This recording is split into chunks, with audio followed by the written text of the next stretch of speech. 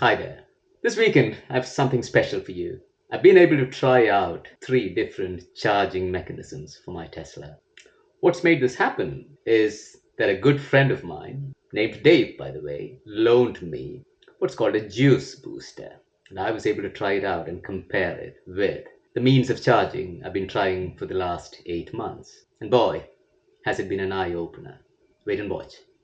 Before we start, it would be good to establish some basic terminology for better understanding. Levels of charging stations.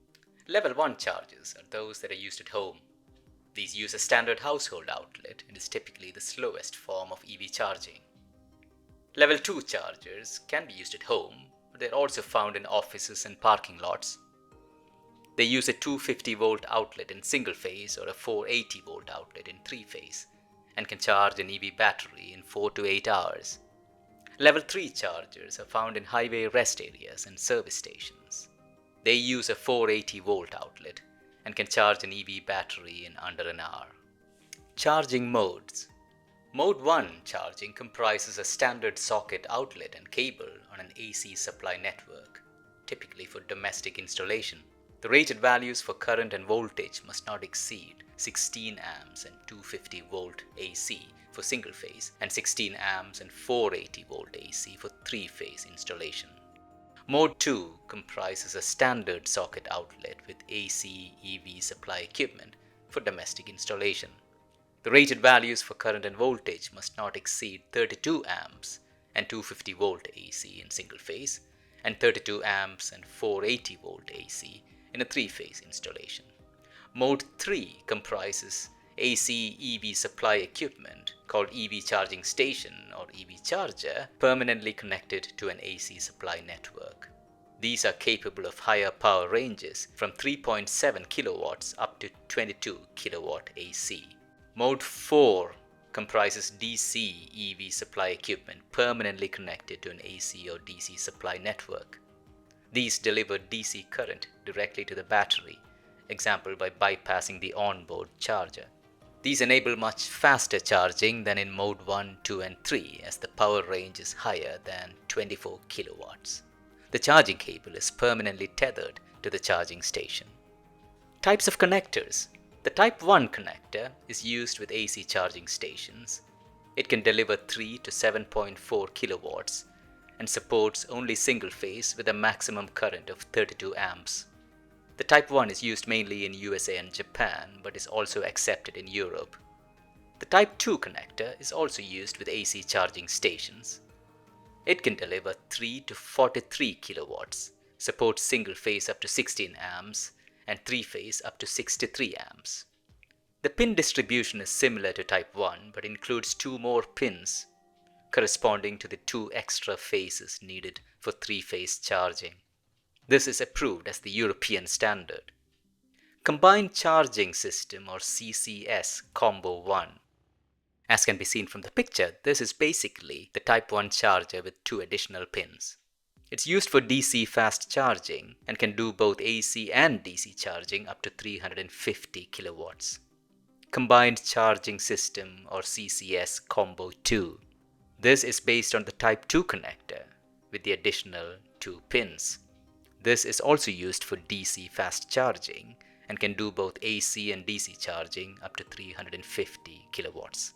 Now let's put all that together as defined by IEC 61851-1.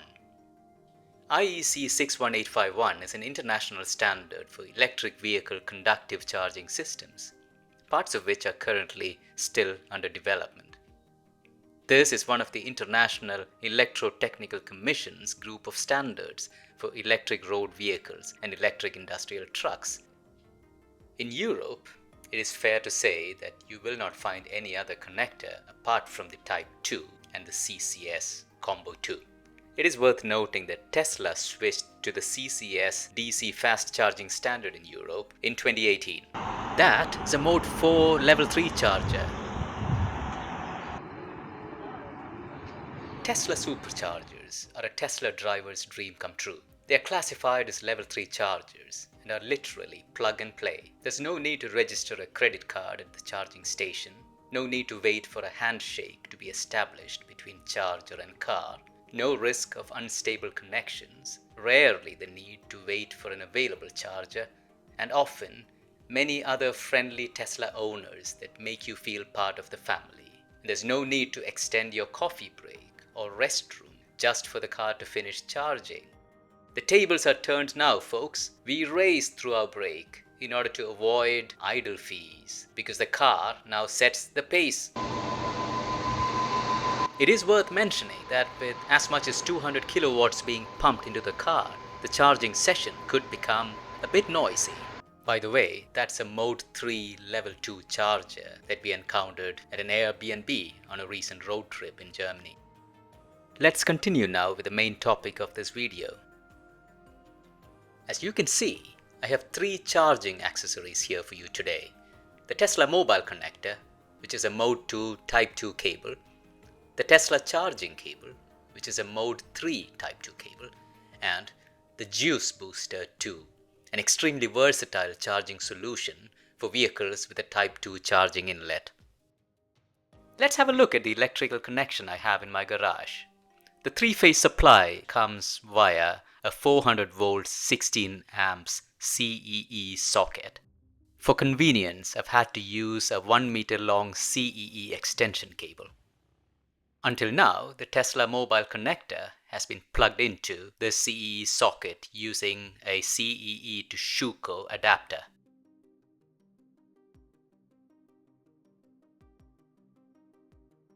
With its 6 meter long cable and the Tesla button, the Tesla mobile connector is a gem. Bring it close to the charging hatch, press the button, it opens up conveniently, and the length enables reaching out to wherever your car is parked, provided it's within a radius of 6 meters, of course.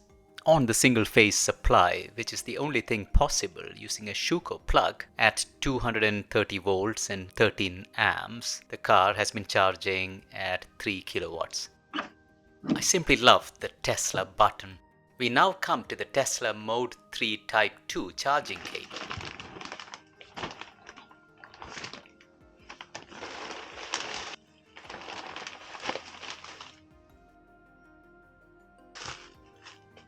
As you can see, it has Type 2 connectors at either end, which means unless you have a Wallbox at home with a Type 2 socket, you cannot really plug this in anywhere. And for safety reasons, Type 2 charging cables do not ship with a CEE plug at one end. Now we come to the Juice Booster 2. It comes in a nice carry bag, almost like a suitcase. Open it and you find neatly tucked away the Juice Booster itself with attachments, which you can buy separately. So I have, along with this package, a CEE adapter.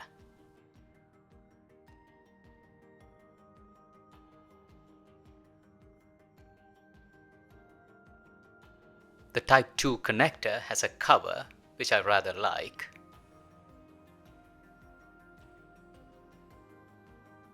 The display on the device is rather basic, but then you don't stare at it all day like you do in front of a television, do you? Ultra rugged construction, I must say. So I disconnect the Schuko plug of my Tesla mobile connector from the CEE socket and plug in the Juice Booster instead.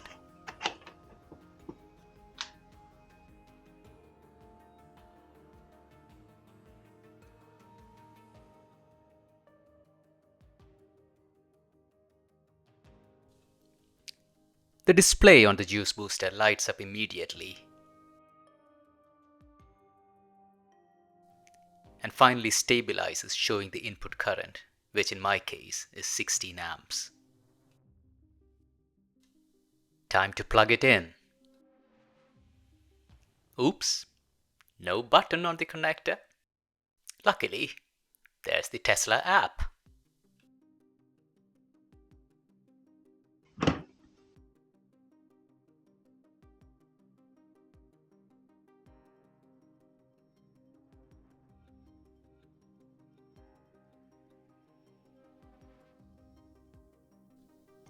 So much fun watching the juice being pumped in.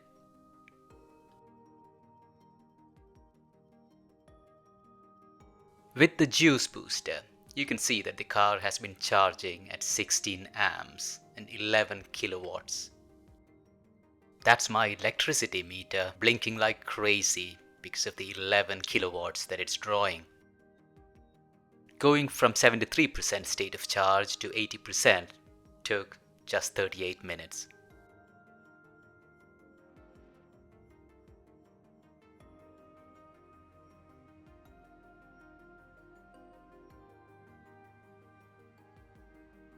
So, is there anything in the Juice Booster 2 that I miss when I compare it with the Tesla mobile connector that I've been using all along? For one, the Tesla mobile connector, having a total length of 6 meters, is 1 meter longer than the total length from socket to connector of the Juice Booster. But this is not a deal breaker because Juice Booster supplies extension cables in two lengths, 5 meters and 10 meters, depending on your needs. What else do I miss? The Tesla magic button on the connector with which you can conveniently open and close the charging port is not there on the Juice Booster connector. Is that a deal breaker? Maybe. But is that a sacrifice I can make considering all the other benefits of the Juice Booster? I think yes. Hey, here's a new charging station we should be showing on our channel. That's not a charger. It is? No, that's a pump. A pump? For what? It's a hydrogen filling station, Dumbo.